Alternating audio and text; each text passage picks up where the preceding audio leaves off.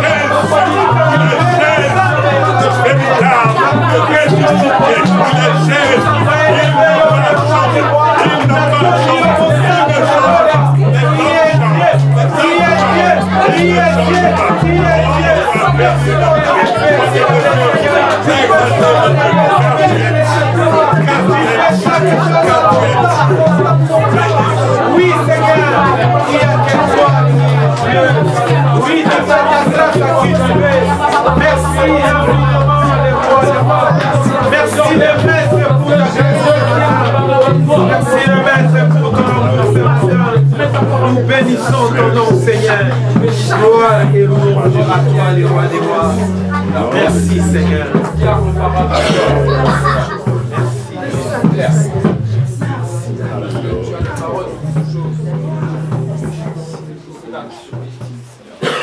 Merci Seigneur, merci pour ce temps, merci pour la parole, merci pour ce merveilleux moment.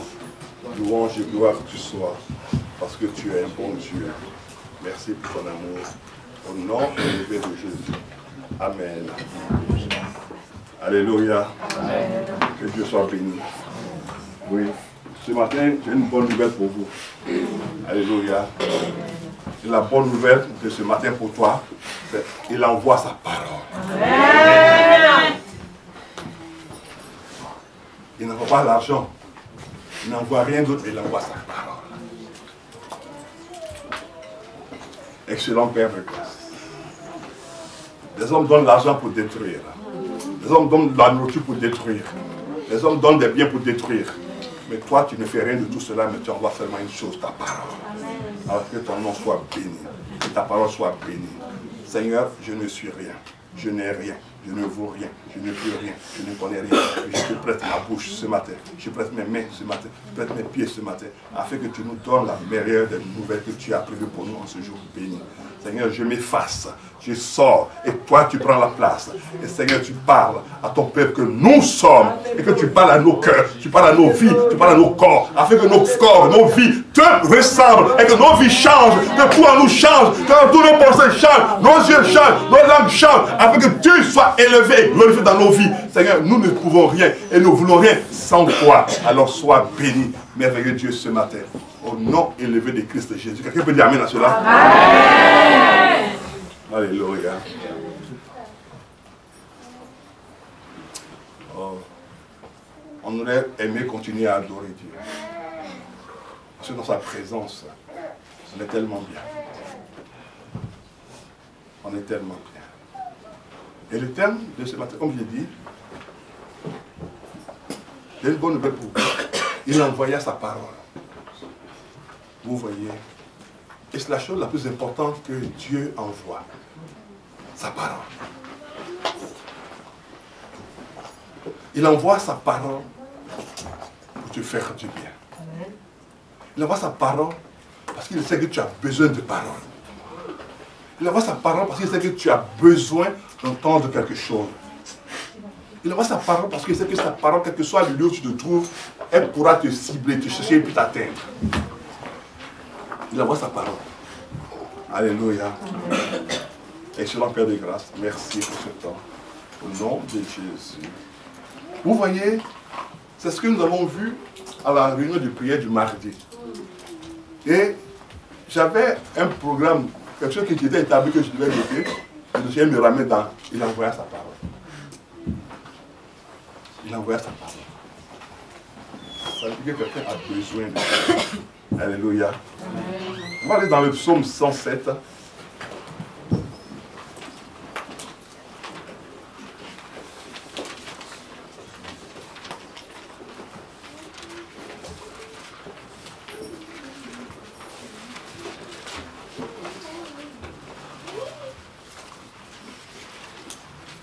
Tant que quelqu'un n'est pas en détresse, il n'écrit pas à Dieu. Quand quelqu'un a mangé et qu'il est bien rassasié, il est bien repu, il n'écrit pas à Dieu. Mais quand les choses vont pas bien du tout, il se souvient que quelqu'un l'a créé. Quand quelqu'un, son travail va bien, sa maison va bien, les enfants vont bien, tout le monde va bien, il ne cherche pas Dieu. Heureusement qu'il est Dieu et qu'il n'est pas un homme. Parce que si c'était quelqu'un comme lui qui était un homme rancunier, il va dire, mais attends, il y a longtemps que tu ne m'as pas cherché. C'est maintenant que tu m'appelles. Bon, écoute, débrouille-toi. Hein. Alléluia. Mais lui ne dit pas, écoute, débrouille-toi. Mais quand tu cries, il entend. Alléluia. C'est ça la différence entre Dieu et l'homme. C'est ça aussi la différence entre Dieu et ses serviteurs.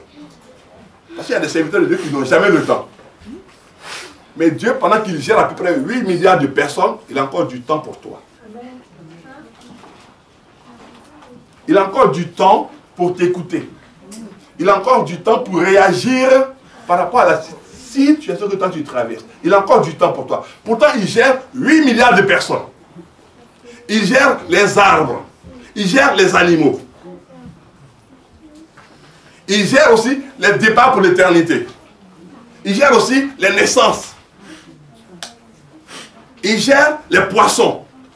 Il gère les herbes qui sont en train de pousser. Il gère les arbres qui tombent. Mais quoi qu'il gère toutes ces choses, il a le temps de t'écouter. Quelle grâce nous avons. Que Dieu ait le temps pour nous écouter. Amen. Nous, chez nous, on est très nombreux. Donc quand ça chauffe là, les mamans te préfèrent te jeter entre les mains d'une grande soeur là-bas. Elle n'a pas le temps pour toi. Mais Dieu avait le temps pour toi. Est-ce que tu te rends compte qu'il a souci de toi au point qu'il donne une parole qui te convienne? Amen. Une parole selon la prière que tu as faite chez toi. Amen. Et tu penses que Dieu ne t'a pas entendu, mais lui vient te répondre pour te dire que je t'ai entendu. Alors que là, dans la région où nous vivons, on est près de 600 000 personnes. Mais dans les 600 000 personnes, il a entendu ta voix, ta faible voix. Alors qu'il y a le bruit des voitures, il y a le bruit dans les maisons. Les enfants ils crient, les pères crient, les mères crient. Mais il a eu le temps d'écouter ta voix. Merveilleux Dieu, que ton nom soit béni. Au nom de Jésus. Amen. La parole dit ceci dans le psaume 107, verset 19 à 20. Dans leur détresse, ils crièrent à l'Éternel. Et il les délivra de leurs angoisses. Il envoya une armée. C'est ça, non? Il envoya quoi? Sa parole. Vous voyez? Il n'a pas envoyé une armée, mais il a envoyé sa parole. Mais pourquoi il envoie sa parole? Là, c'est une bonne question. Pourquoi il envoie sa parole? Parce qu'une armée peut être vaincue par une autre armée. Mais sa parole ne peut pas être vaincue par une autre parole. Sa parole supplante toutes les paroles. Sa parole absorbe toutes les paroles. Sa parole domine sur toutes les paroles.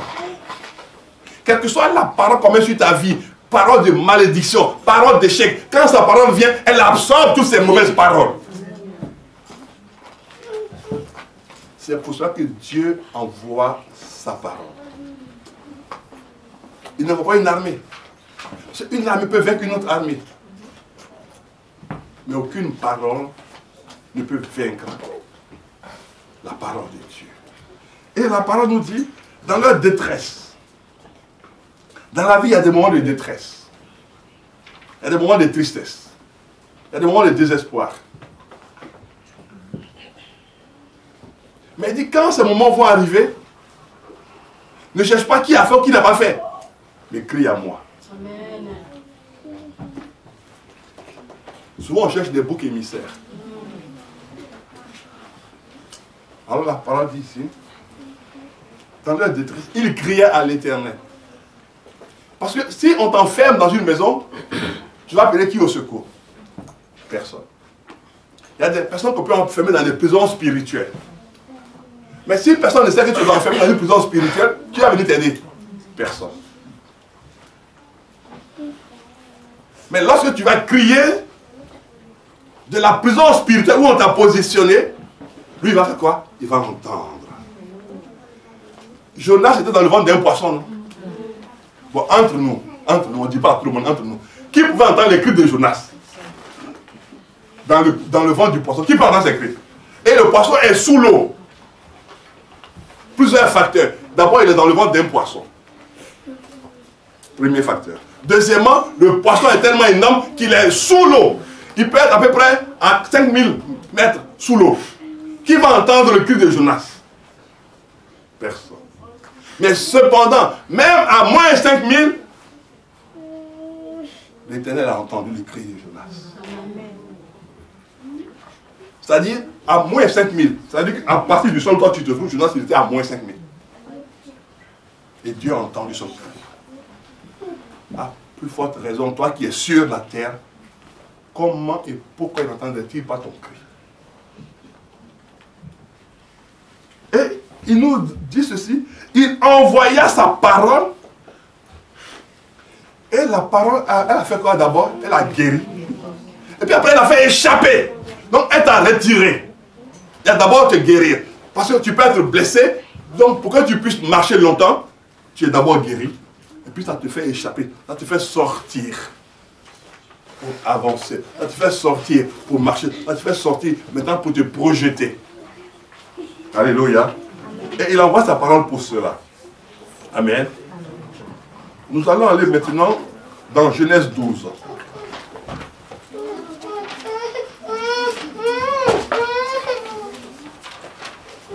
Dans Genèse 12, parce qu'il y a une chose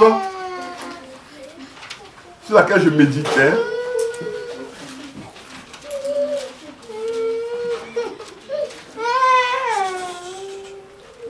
Vous voyez, avant Genèse 12, nous avons Genèse 10, Genèse 9 et Genèse 11. Mais dans Genèse 10, Genèse 9 et Genèse 11, on n'entend pas Dieu parler. On voit des faits être relatés. À partir de Noé, des faits sont relatés. Il y a maintenant des hommes qui sont sur la terre, Noé et ses fils. Et à partir des fils de Noé, une population nouvelle se crée. Et cette population nouvelle qui se crée, se dit, bon, on va bâtir une tour pour ne plus qu'on se sépare, parce qu'on parle la même langue. Alors que dans Genèse 1, Dieu a dit, afin qu'ils dominent et qu'ils soient sur la terre. Mais eux, ils disent, nous, on ne veut pas aller sur la terre, nous, on veut rester où on est. Donc, quelque part, quand on désobéit à la parole de Dieu, il s'attache à notre corps, à notre vie, une malédiction. Et c'est ce qui se produit à la tour de Babel. À la tour où les langues sont confondues. À la tour où les langues diverses naissent. À la tour où il y a la confusion de la pensée. Donc, depuis Genèse 3, la malédiction est arrivée dans l'homme, dans le genre humain. Et maintenant, dans Genèse 10 et puis Genèse 11, au niveau de la tour de Babel, cela va perdurer, alors que Dieu a déjà béni encore à nouveau. Et des problèmes arrivent. Et dans Genèse 12 maintenant, Dieu a vu que les choses se gâtaient. Il faut trouver quelqu'un pour régénérer toute l'humanité. Donc, la parole dit quoi? L'Éternel dit à Abraham, va-t'en. Il lui donne quoi? Une parole. Dieu a vu que l'humanité avait besoin d'une parole. Une parole qui allait amener le changement dans le genre humain. Il dit, va-t'en de ton pays. Nous allons lire, s'il vous plaît. Il dit, va-t'en de ton pays, de ta patrie, de la maison de ton père, dans le pays que je te montrerai. Donc, c'est Dieu qui va lui montrer. Ce n'est pas lui qui va choisir. Je ferai de toi une grande nation. Et je te bénirai. Je rendrai ton nom grand. Et tu seras une source de bénédiction. Je bénirai ceux qui te béniront. Et je maudirai ceux qui te maudiront. Toutes les familles de quoi? De ton village. Donc, vous voyez, Dieu dit quoi? Toutes les familles de la terre seront bénies en toi. Il n'a pas dit, je te donne une marmite, je te donne un sac à dos, que j'ai rempli de bénédictions. Il dit, je te donne la parole. Donc Dieu envoie la parole par rapport à l'humanité. Afin que l'humanité soit bénie par le déplacement d'Abraham. Il s'appelait en ce moment-là Abraham. Il dit, toutes les familles de la terre seront bénis en toi. Mais il lui donne quoi? La parole. Ce qui veut dire que quand il va marcher, il est dans son pays à lui, dans son village à lui, dans la maison de son père. Mais la parole qu'il reçoit, va-t-elle être une parole locale? Non. La parole de Dieu n'a jamais été une parole locale. Elle n'a jamais été une parole localisée. Elle n'a jamais été une parole régionale ni tribale. Il dit à Abraham, sors. Maintenant, la question qui est posée, quand il va sortir de chez lui et qu'il va aller dans un autre pays, il y a une frontière. Mais la parole, elle fait quoi? Elle reste maintenant là où il a entendu, ou elle va traverser avec lui. Vous voyez déjà, la parole de Dieu devient plénipotentiaire. Elle change maintenant de territoire. Elle change de lieu. Elle a changé la nature d'Abraham. Il avait 75 ans. Ça veut dire qu'il avait l'âge de la faiblesse maintenant des hommes. Mais cette parole maintenant régénère son corps. Lui donne la force pour marcher.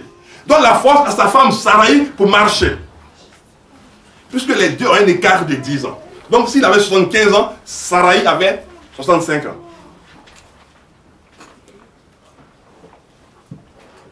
Mais la parole qu'ils ont entendue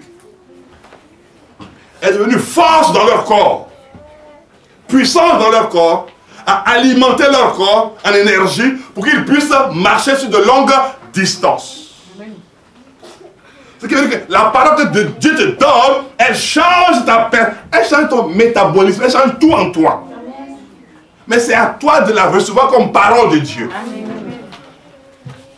C'est seulement à toi de la recevoir comme parole de Dieu, parole capable de changer tout en toi.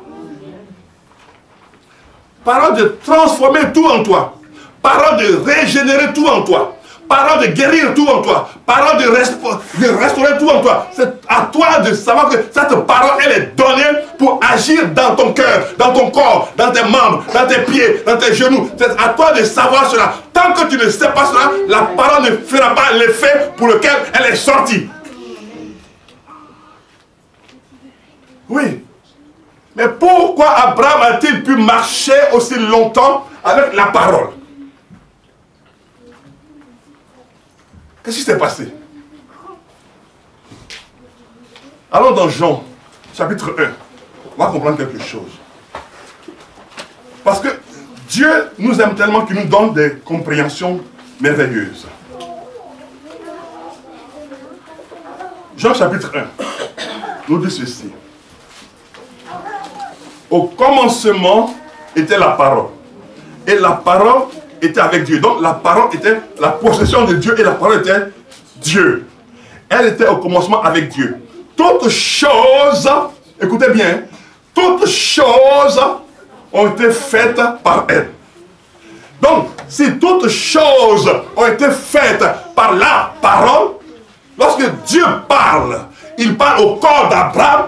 Le corps d'Abraham reconnaît que cette parole est la parole de la création. Donc le corps d'Abraham commence maintenant à être régénéré par la parole. La parole sort de sa création.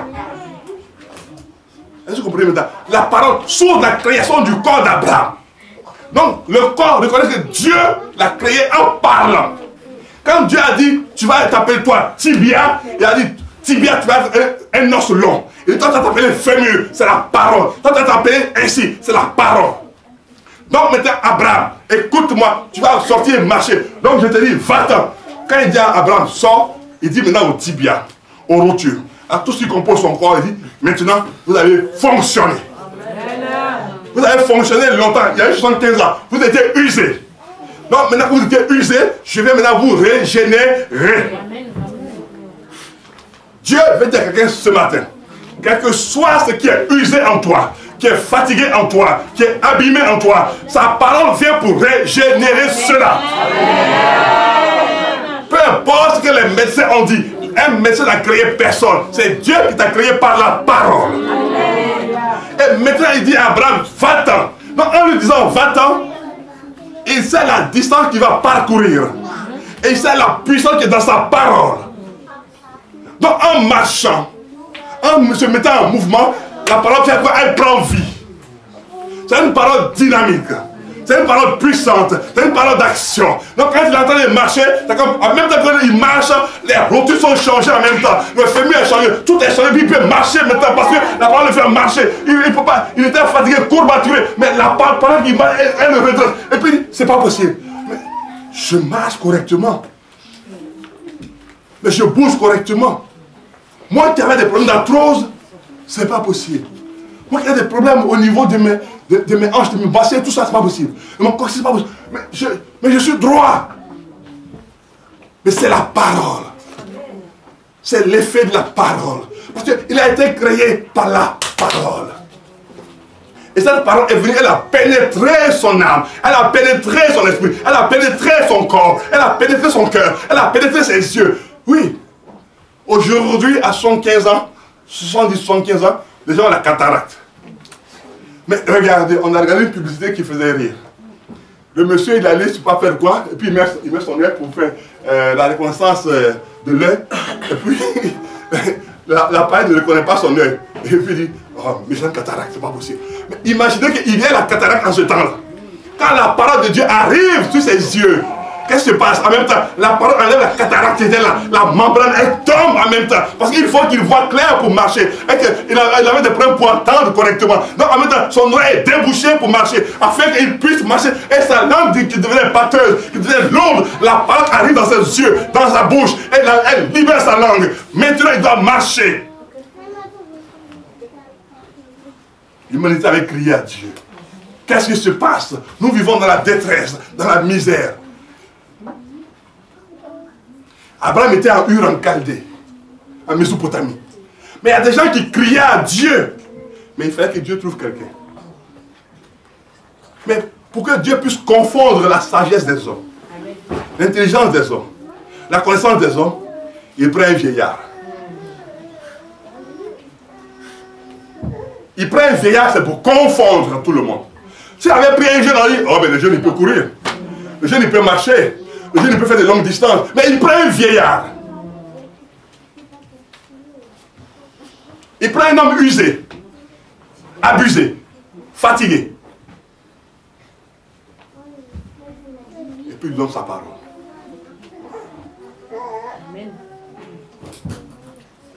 Il prend un homme usé, abusé par tout le monde, rejeté par tout le monde, moqué par tout le monde. Mais il le prend et puis il lui donne sa parole. Et sa parole commence à réagir en lui. Il voit que, non. Mais mes genoux qui étaient faibles. Et je ne peux pas rester longtemps debout. Mais là, j'arrive à me tenir debout. C'est pas incroyable. Mes bras qui étaient fatigués. Mais c'est pas incroyable. Parce qu'à un certain âge, on a les doigts qui commencent à être un peu cornus. À un certain âge, on a les poumons qui fatiguent, le cœur qui fatigue. Mais il entend cette parole, et puis elle lui dit, sors.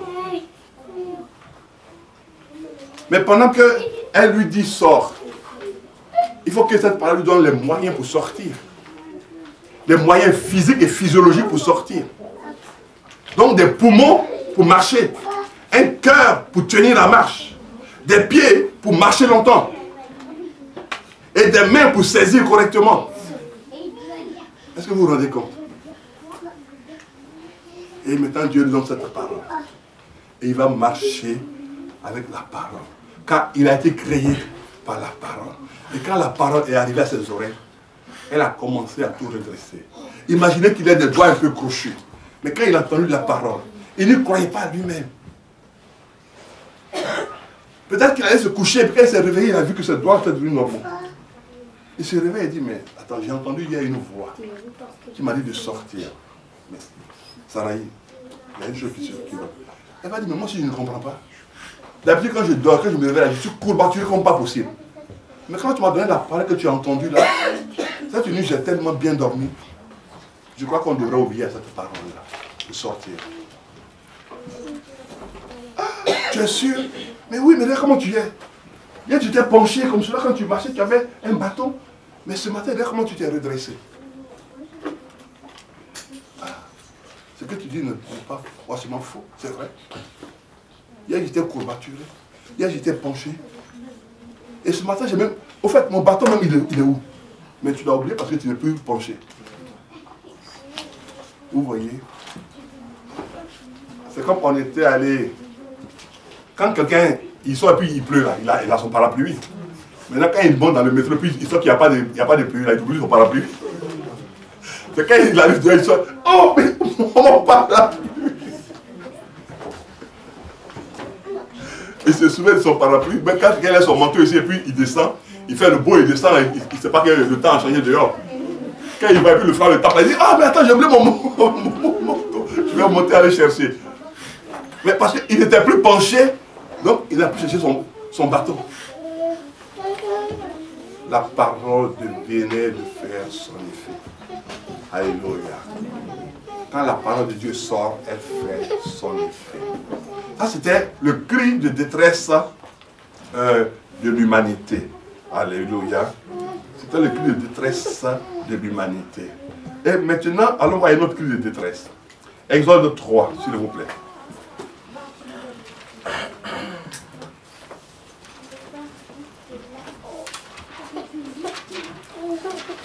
Exode 3 va être encore plus éclairant pour nous.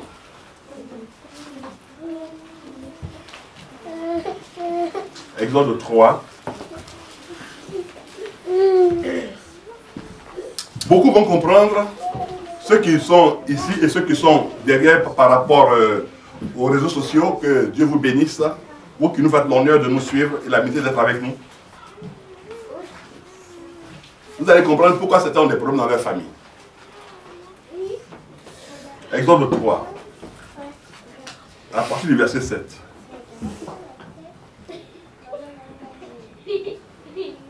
Si vous regardez bien, de Noé jusqu'à Abraham, Dieu a fait silence. Il a laissé faire les gens. Et là aussi, Dieu fait silence. Verset 7. L'Éternel dit, j'ai vu la souffrance de mon peuple qui est en Égypte. J'ai entendu les cris que lui font pousser ses oppresseurs, car je connais ses douleurs. Il y a des fois, il y a des familles qui sont comme d'Égypte. Où on te fait souffrir, on te dit toutes les méchantes paroles. Il y a des fois, il y a des choses pareilles. Et il dit maintenant, il dit, j'ai entendu leurs cris. Ce sont les cris qui sont parvenus à Dieu. Je suis descendu pour les délivrer de la main des Égyptiens, pour les faire monter de ce pays dans un bon et vaste pays, dans un pays où coule le lait et le miel. Changement de situation. Dans les lieux qu'habitent les Cananéens, les Étiens, les Amoréens, les Phérésiens, les Éviens et les Jébusiens. Voici, les cris d'Israël sont venus jusqu'à moi. J'ai vu l'oppression que le font souffrir les Égyptiens.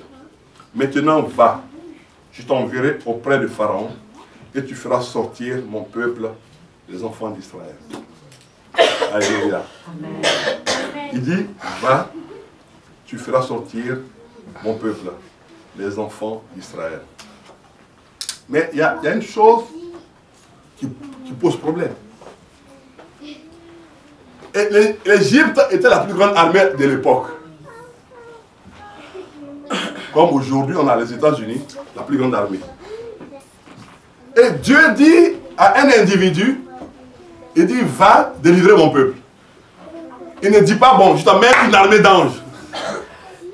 Ils sont tellement forts que je t'amène une armée d'anges. Il dit, non, non, non, tu n'as pas besoin d'une armée d'anges. Tu as besoin d'une seule chose, ma parole.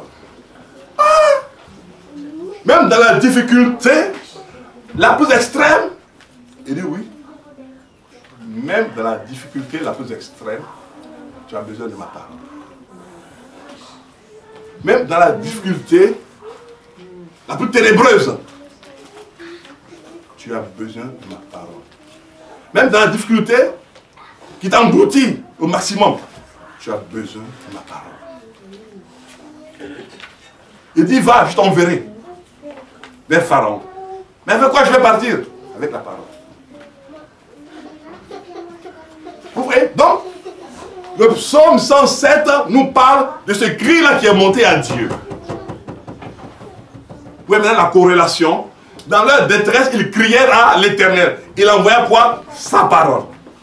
Donc pendant qu'ils sont en train de crier à Dieu, Dieu se cherchait un homme.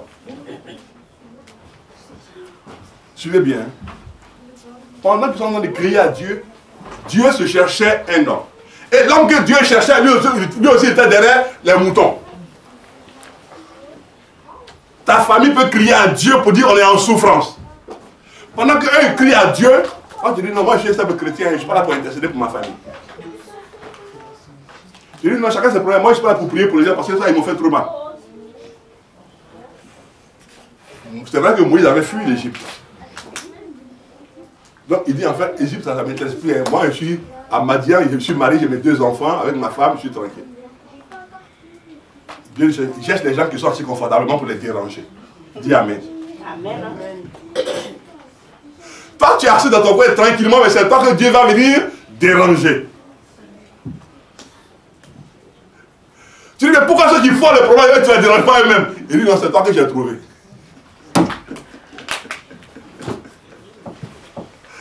Là, je crois que Dieu est en train de parler à beaucoup de personnes ce matin.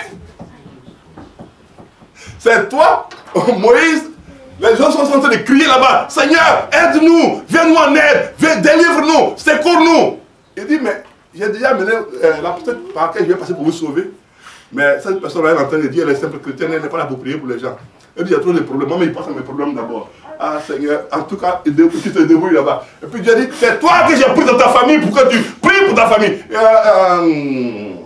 Ceux-là, méchants qu'ils sont, je prie pour personne. Ceux-là, ce qu'ils se disent de moi, je prie pour personne. Ceux-là, on a aidé n'importe comment, ils ne font rien du tout de leur vie, je prie pour personne. Dieu dit, c'est toi. Toi qui es derrière les réseaux sociaux qui m'écoutent ce matin. Dieu dit, c'est toi.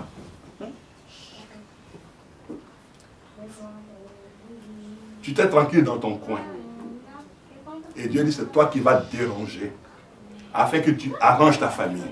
Dieu va te déranger pour que tu arranges ta famille. Parce qu'Israël, c'est une famille. Ce sont les enfants de Jacob. C'est une famille. Donc Dieu a dérangé quelqu'un pour arranger la famille. Ta famille te dérangera toujours, mais Dieu te prendra pour arranger ta famille. Ta famille te perturbera toujours, mais Dieu te prendra pour arranger ta famille. Ta famille va te persécuter tout le temps, mais Dieu te prendra pour arranger ta famille. Ta famille te fera dépenser, dépenser, dépenser, et tu vas t'énerver. Mais Dieu te prendra pour arranger ta famille. Elle ne prend quelqu'un d'autre. Elle dit non. Tu n'as pas de remplaçant, c'est toi qui as choisi. Des fois ça énerve. C'est le choix. Ça s'appelle le choix souverain. Mais pourquoi Dieu fait-il des choses pareilles? Tu vas comprendre. Et on va revenir tout à l'heure. Allons dans Jean 3. On va revenir dessus.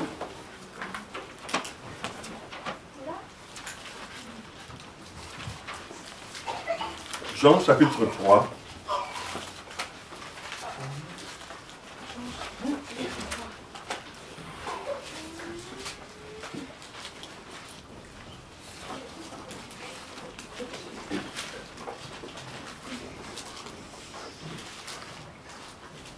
Le verset 16.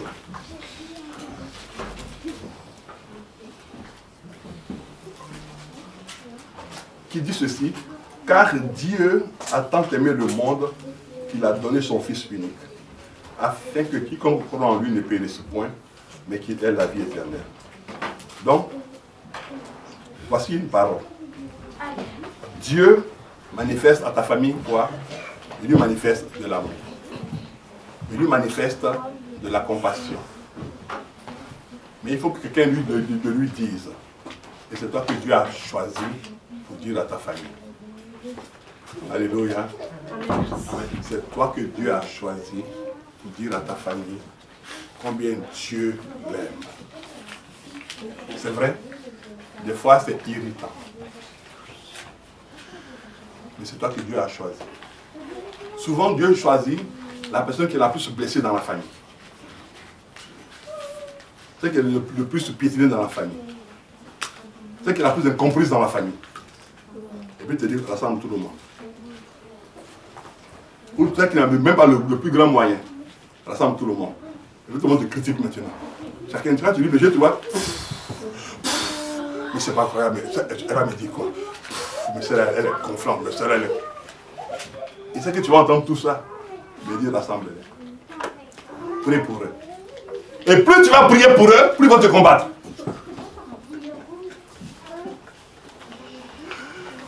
Retournons dans Isole, vous allez comprendre quelque chose. Le peuple était esclave. Alléluia. Le peuple était esclave. Maintenant, Moïse va parler à Pharaon. Et Pharaon, il dit maintenant, bon, ce sont des paresseux. À compter d'aujourd'hui, on ne leur fournit plus la paille. Vous voyez? Ils iront chercher même la paille, et puis ils feront le même nombre de briques. Moïse, tu es mauvais. Au départ, on nous amenait la paille. Et puis on faisait les briques. Toi, tu es venu nous créer des problèmes. Quand tu commences à prier dans la famille, les problèmes commencent à se multiplier.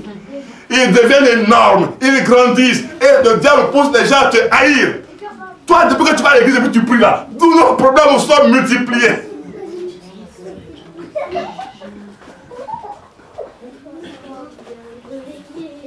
C'est pas nouveau. Ça s'est passé en Égypte. Depuis que tu pries pour nous là, je te dis, maintenant ça marche même plus pour nous. Tout se gâte en même temps. Oui. Tout doit se gâter parce que Dieu veut arranger tout. Amen. Tout doit se gâter. Dieu ne construit pas ce que le diable a construit. Dieu nettoie tout pour reconstruire. Amen. Dieu ne s'associe pas au diable. Amen.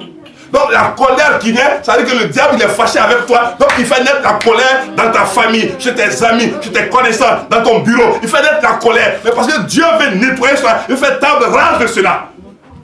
Pour te manifester une seule chose, son amour. Amen.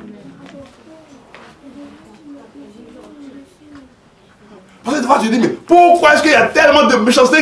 Oui, contre moi seul. Pourquoi il y a tellement de dépenses pour moi seul? Mais parce que Dieu veut te prendre pour changer le cours de l'histoire de ta famille. Dieu, Moïse était quelque part, lui, il était tranquille. Moïse a fui, il avait 40 ans. Dieu a rencontré Moïse avec 80 ans. Donc, Moïse était tranquille dans son coin. Mais pendant qu'il était tranquille, le peuple venait de faire à peu près 400 ans d'esclavage. Donc, pendant que toi tu es tranquille, ta famille est en train de faire 20 ans de pauvreté. 25 ans de pauvreté. De misère, et puis il prie, mais Seigneur, où es-tu? Tu dis que tu nous as créés. Il dit, mais j'ai mis quelqu'un dans votre famille qui doit venir balayer tout, mais la personne n'entend pas encore le cri.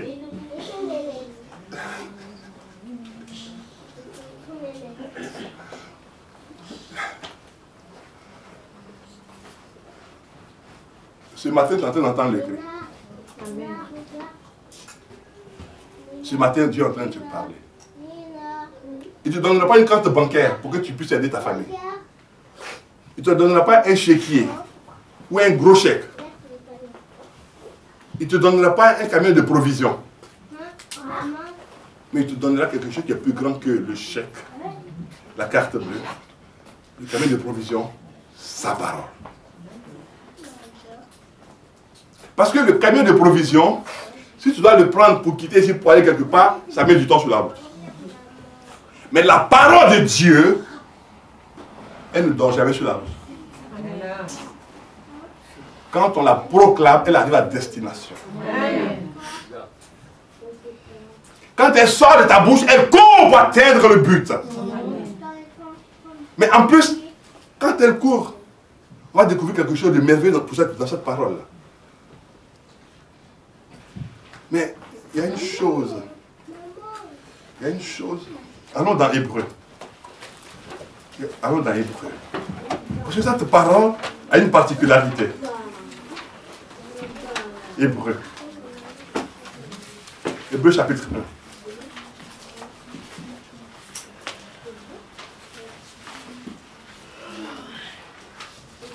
Qui nous dit ceci.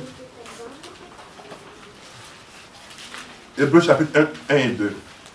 Après avoir parlé autrefois autrefois à plusieurs reprises, de plusieurs manières, à nos pères, par les prophètes.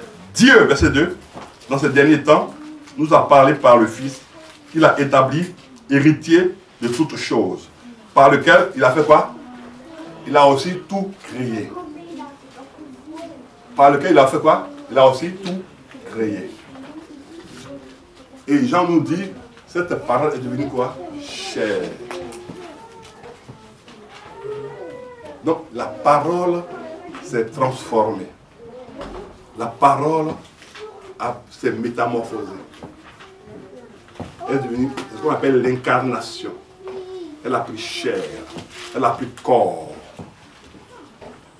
Et c'est là qu'on va comprendre quelque chose maintenant de fabuleux.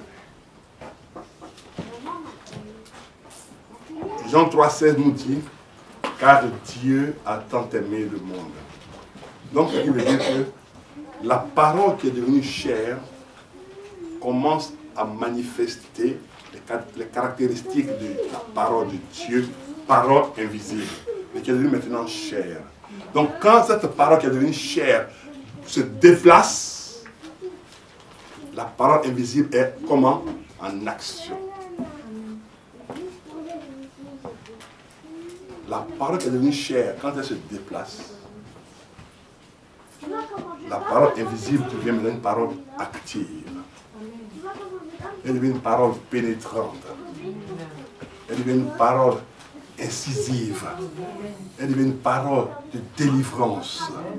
Et qu'est-ce que Dieu me faisait comprendre ce matin par rapport à cela? Regardez, on prend Jean chapitre 1, et puis on prend Hébreu. Hébreu, Jean dit, toutes choses ont été faites par elle. Et puis Hébreu dit, tout ce qui a été créé par elle. Donc ce qui veut dire que cette parole qui a été incarnée, maintenant qu'elle est sur la terre, quand elle va voir quelqu'un qui est aveugle, est-ce qu'elle avait créé aveugle? Non. Donc elle va dire maintenant à Bartimée, va laver tes yeux. La parole qui sort de sa bouche commence à faire quoi? À recréer maintenant les nerfs optiques dans la tête de Bartimée. Ça commence à créer. C'était abîmé. Parce que la parole de la création est en action.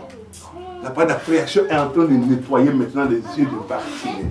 La parole de la création est en train d'agir maintenant. Et Bartimée s'en va, puis il revient et dit, mais c'est pas possible. Je vois.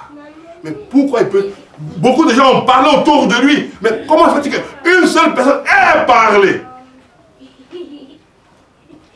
Et sa parole a transformé ses yeux et sa vue. Il envoya sa parole. Aujourd'hui, l'Église a besoin de sa parole.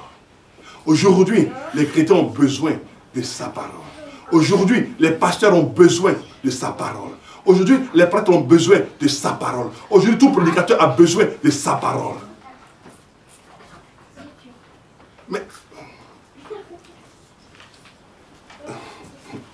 Merci Seigneur. Merci Seigneur. Allons dans 1 Pierre. Allons dans 1 Pierre. Allons dans 1 Pierre. On va faire la fin de notre message, mais allons dans Pierre, s'il vous plaît.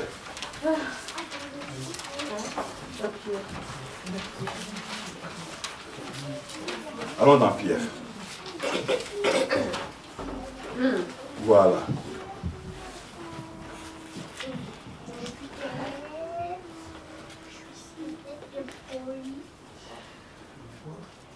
Un Pierre 1, verset 25.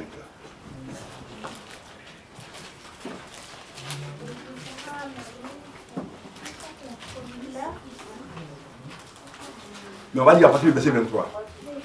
Puisque vous avez été régénérés, non pas une semence corruptible, mais par une semence incorruptible, par la parole vivante et permanente de Dieu. Car toute chair est comme l'herbe, et toute sa gloire comme la fleur de l'herbe. L'herbe sèche et la fleur tombe. Mais la parole de Dieu demeure comment? Éternellement. Et cette parole est celle qui vous a été annoncée par l'évangile. Alléluia. C'est là que ça devient intéressant maintenant. Ça veut dire que la parole de Dieu à une action qui ne se périme pas. Premièrement. Deuxièmement, à une action qui ne s'arrête pas dans le temps. Troisièmement, la parole dit qu'il y a une action que rien ni personne ne peut freiner. La parole de Dieu a une parole qui traverse les océans et les continents.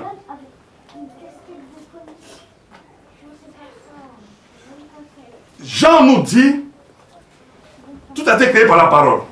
Hébreu nous dit, tout a été créé par la parole. Et qu'est-ce que Dieu veut nous révéler maintenant? On va comprendre deux choses. La première chose, on en a parlé déjà le mardi dernier. Lorsque le centenier romain allait voir Jésus, et qu'il lui a dit que son serviteur était couché à la maison, et qu'il n'était pas dit que Jésus aille chez lui. Et là, la parole nous dit quoi?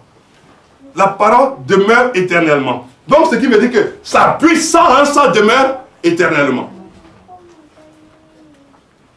Sa force de création demeure éternellement. Sa force de régénération demeure éternellement. Suivez les deux exemples que Dieu nous donne d'avoir. Suivez-les très bien. Suivez-les très bien. Donc, Jésus, il parle. Le centenier lui dit, son serviteur est couché à la maison. Et le centenier dit, je ne suis pas digne que tu rentres chez moi. Mais dis quoi? Une parole. Regardez. Pendant qu'il lui dit une parole, il y a du monde autour de lui. Il y a du monde autour de lui. Et Jésus sort la parole. Et la parole qui sort de la bouche de Jésus, regarde tous ceux qui sont autour de Jésus. Non, aucune personne n'est concernée. Et elle sort maintenant de la foule. Et elle cherche maintenant la maison du centenier. La parole. Elle cherche la maison du centenier. Elle arrive dans le quartier du centenier. Elle cherche maintenant où se trouve l'habitation du centenier. Elle arrive maintenant dans le coin où il y a sa maison. Elle cherche la porte du centenier. En tant que sa porte est fermée. Et la parole, c'est là que la chose devient très intéressante. Toutes choses ont été créées par la parole. Donc maintenant, la porte est fermée. Et quand la parole arrive, les molécules de la porte, reconnaissez qu'il y a la parole de Dieu qui est en train d'arriver. Les molécules vont se séparer maintenant pour dire, la parole arrive. Donc la porte fermée, mais elle va s'ouvrir d'elle-même pour que la parole puisse passer. On dit, il n'est pas couché au salon, mais il est couché dans la chambre. La porte aussi est fermée. Non. La parole a cherché, a trouvé. La porte d'entrée est fermée. La parole est passée. Et il n'est pas couché au salon, mais il est dans la chambre. Mais entre-temps, il est dans la chambre, mais il y a du monde autour de lui. Il y en a qui sont là en train de l'éponger. Oui, mais tu es transpires, ça va aller. Ça va aller. Le maître est sorti, il va venir, ça va aller. Et la parole arrive maintenant dans la chambre. Mais avant d'entrer dans la chambre, la porte aussi est fermée. Mais il faut que la parole passe. Les molécules de la porte, faites de bois. Le bois est créé par quoi? La parole. Ça se dégage en même temps. Et la parole rentre dans la chambre. Et il y a du monde. Il y a à peu près 5 personnes dans la chambre. Et l'autre, il est couché sur le lit. Et la parole regarde les personnes qui sont là. Non, c'est là non. C'est là non. C'est là non. Ah, il est couché sur le lit. Et la parole maintenant pénètre son âme. Regardez la distance. Rien ni personne n'a pu empêcher la parole d'arriver. Même pas la foule. Et la parole a traversé la première porte, traversé le salon, et arrivé dans la chambre, et a trouvé le malade couché, et a vu les gens qui étaient autour, et a regardé, non, il n'est pas concerné, à celui qui est couché sur le lit. Et la parole a pénétré son être entier. Et quand la parole a pénétré son être entier, là, il s'est relevé. Il dit, mais qu'est-ce qui s'est passé? Et les gens maintenant sortent de la chambre, du salon, pour aller dire, il est guéri. Mais en tout temps, Jésus n'a pas bougé. Alléluia. Quand la parole sort, tu n'as plus besoin de bouger. Parce que la parole elle-même est son propre véhicule. La parole, elle est son propre véhicule. En même temps, elle véhicule sa propre puissance. Qu'est-ce que le Seigneur me dit encore? Cette femme syrophénicienne qui est venue voir Jésus, qui dit, ma fille est cruellement tourmentée par le démon.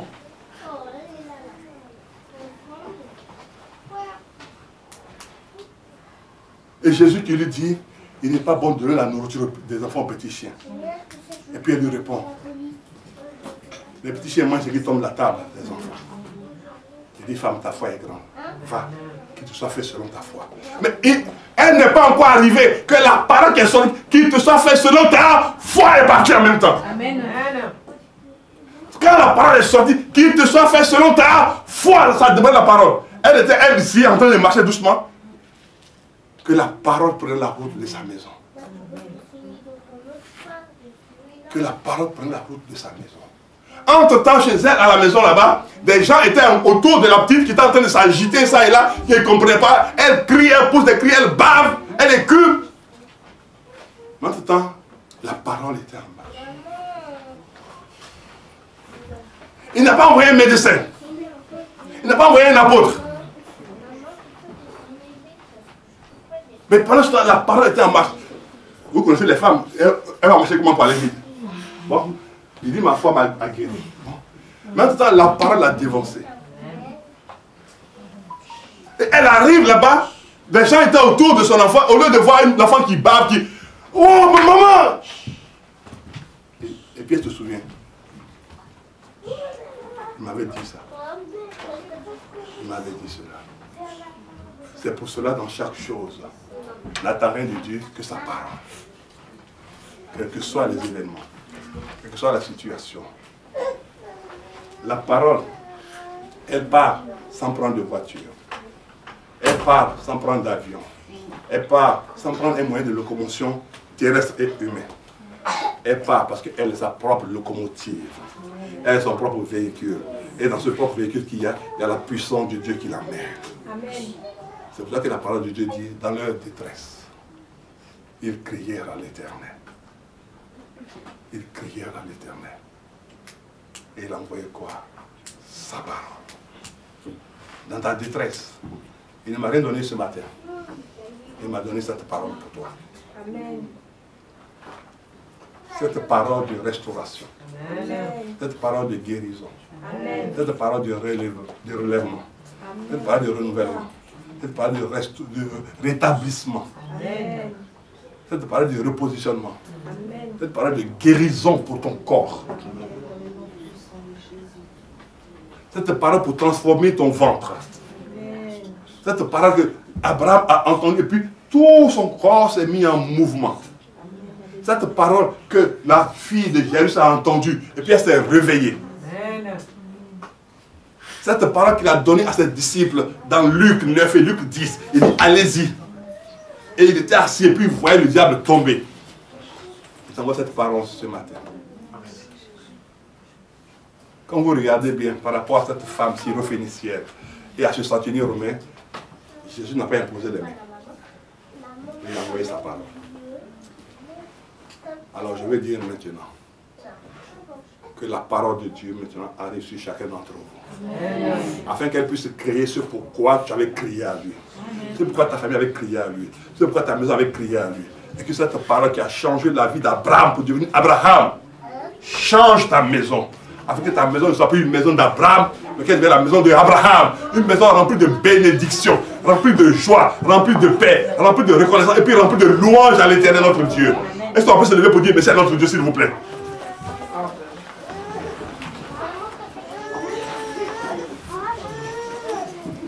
Lève ta voix et dis merci à Dieu. Et même toi qui es derrière dans les réseaux sociaux, lève-toi s'il te plaît. Et puis remercie le Seigneur pour cela. Pour ce qu'il te donne comme parole aujourd'hui. Afin que tu sois utile à ta famille, utile à ta région, utile à tes frères, utile à tes sœurs. Mais par la parole de Dieu. Et non pour le jugement de Dieu. Mais par la parole de Dieu. Tu n'es pas là pour juger. Il ne t'a pas établi juge. Il t'a établi intercesseur. Il t'a établi pour annoncer la parole. Alors annonce la parole et ne juge plus personne. Annonce et déclare la parole et ne juge plus personne. Car Dieu est avec toi pour bénir ta famille. Et Dieu compte sur toi pour la bénir. Élève ta voix, prie maintenant s'il te plaît. Dis-lui merci pour la parole qu'il te donne ce matin. Dis-lui merci. Peu importe ceux qui t'ont agressé, ceux qui t'ont attaqué, mais dis-lui merci parce qu'il donne la parole de délivrance, la parole de libération, la parole d'élargissement. Donne cette parole ce matin. Et reçois-la en tant que parole de Dieu, parole de guérison et d'élargissement, parole de bénédiction, parole de changement d'état, de statut. Oui, c'est cette parole qui t'envoie ce matin. Béni sois-tu, merveilleux Dieu. Toi qui as envoyé ta parole ce matin, afin de changer le statut de tout un chacun d'entre nous. Que la gloire te demeure. Merci, parole vivante, puissante, en force et en action, en force et en réaction, en force et en intervention. Béni sois-tu. Merci parce que tu changeras des vies. Et des vies seront transformées. Parce que tu as envoyé ta parole.